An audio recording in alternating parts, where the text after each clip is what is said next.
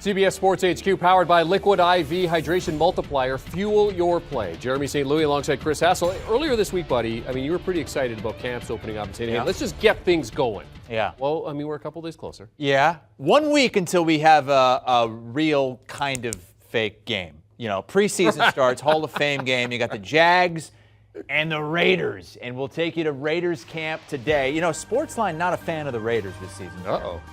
They are the 12th ranked team in the AFC, according to Sportsline. Ooh. Just a 24% chance to make the playoffs. Josh McDaniels, the head coach again for the first time in 12 years, starting to implement his coaching style in Vegas.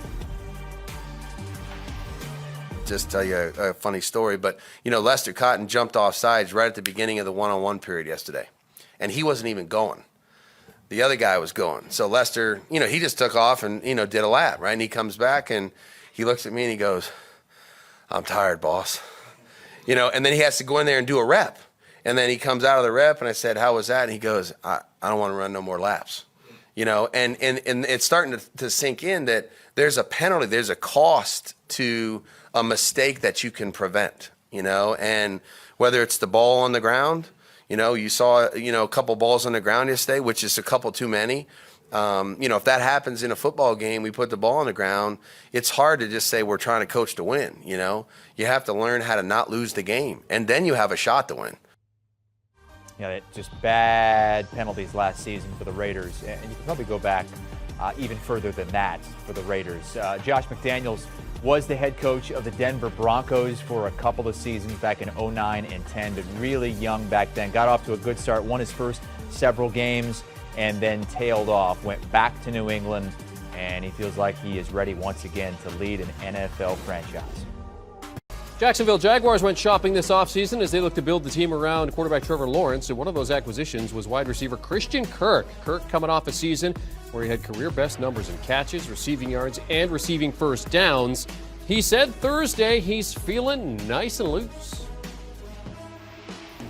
I'm playing the most free-minded and just pressure-free and relaxed football that I've felt in a while. I truly feel that having this new opportunity and a new organization, new team, around some new teammates, I could truly just be myself and focus on being the best that I can be for these guys and being a leader and just going out there and putting it all on the line for them, because I truly believe we have such a great group, and it's just been a lot of fun every day taking the field, and every second here has been great, so no pressure at all. Isn't it amazing what a 4-year, $72 million contract can do in terms of taking off the pressure? In terms of the projections for Kirk this season, looking at those numbers continuing to climb, he is set for 112 targets, 79 receptions, 918 yards. PPR rank in terms of wide receivers sitting at 38.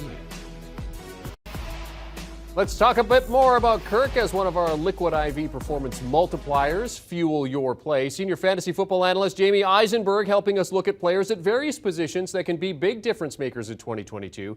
Jamey, what makes Christian Kirk a performance multiplier for you? He's got a great opportunity. First off, he's probably with a quarterback that's actually going to study film as opposed to Kyler Murray. Maybe Trevor Lawrence will spend some time, looking over some game tape. But it's the opportunity. As he alluded to, this is his chance to shine, his time to shine. And as we'll hopefully find out, he's going to lead this team in targets. But I do think it's going to be a little bit more of a spread around type of situation, almost wide receiver by committee, because there are a lot of mouths to feed in this offense. I think you'll see Marvin Jones still be a factor. Zay Jones, another guy they signed, be a factor. Evan Ingram be a factor. And obviously a guy that they're getting basically for the first time, Travis Etienne, be a factor out of the backfield. So I don't think we're going to see necessarily Trevor Lawrence just feature Christian Kirk to the level like we see those alpha type receivers despite the contract that he got. So that's why I think you see Christian Kirk a little bit lower in the ranking, certainly a little bit lower in my ranking. So he's going to open the season more as a number 3 fantasy receiver, can certainly outperform that because of the role that he'll play as that lead guy. But will he be one of those ultra top tier elite guys? That's what I want to see. So I'm not going to be overly aggressive drafting Christian Kirk. He's going to be somebody more that I settle for, but I think he could outperform his ADP, which will be somewhere probably in that round 6 through 8 range. Would not be surprising if he's better than that. And the Jaguars, of course, looking to outperform their projections as a team overall. Senior fantasy football analyst Jamey Eisenberg discussing Jags wide receiver Christian Kirk as a Liquid IV performance multiplier for 2022.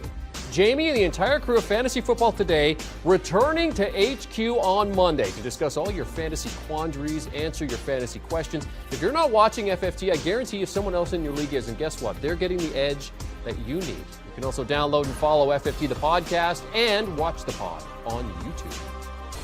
Robert Woods practicing with the Titans and without his knee brace. Woods getting a new start after his Rams career was cut short by a torn ACL midway through last season. Still got his ring, but wasn't able to be part of that title run on the field. But now without A.J. Brown there in Tennessee, he's expected to be the #1 pass catcher. Kind of with the brace, it's more so just go and push it. It's strong enough, it's prepared, it's healed. It's more so about just actually doing it. So that's my mentality when I go out here and practice is push it and go, and you almost want to like push it to the limits and see what you can do, and that's what I'm trying to do. Woods a top 40 receiver according to our PPR rankings at CBSSports.com on our fantasy page. Rookie Traylon Burks projected to have a few more receiving yards and a top 50 receiver. Do you want a sports network that delivers everything that matters about the game? The highlights, the picks, the instant analysis, no yelling, no fake debates, no politics. Hit the subscribe button and never miss a moment.